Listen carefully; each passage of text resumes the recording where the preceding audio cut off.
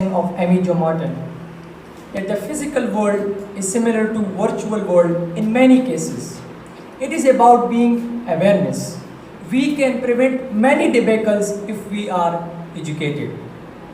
Mr. President, respected judges, and all my colleagues and friends, good morning and assalamu alaikum. Today's topic for the motion in the House is to challenge the social norms and end child marriages.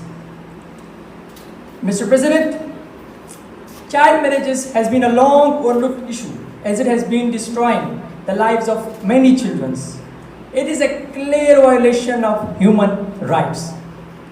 Child marriages affects both the genders, but girls contributes to a vast majority and they are affecting adversely.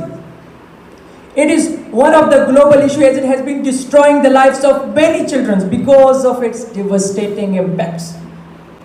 These marriages are common throughout the history and continue to widespread, particularly in the developing countries as well. Even in Pakistan, in most of the areas when girls are born, they are considered as someone else's property. According to UNICEF, it is a clear violation of the basic rights. And one of its latest reports shows that about 21% of the young women they were married as a children. It refuses the girls from the right to make important decisions related to their health, related to their life, related to their well-being. This makes them more vulnerable to physical, emotional, mental and sexualities. Mr. President, now here the question arises, what are the causes, what are the challenges that has actually compelled our society towards these child marriages? And here what I found, that our culture, our traditions and so-called social norms are responsible for it. We are not encouraged to question or challenge these social norms.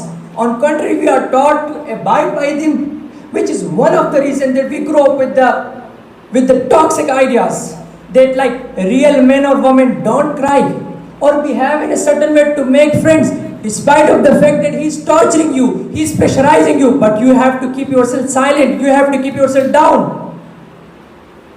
These rights in reality exist because we have created them, we have accepted them, we are practicing them in our society. One such consequence of these social norms can be seen in the form of Dua Zehra case, which is still going on in Karachi. Mr. President, each girl who is forced to marriage is a victim. As a victim, their lives are miserable. They are being abused physically, emotionally, mentally. And according to the medical reports, these young girls are not physically matured for the sexual intercourse, for childbirth. They are much suffering from the pregnancy-related problems that leads to their death.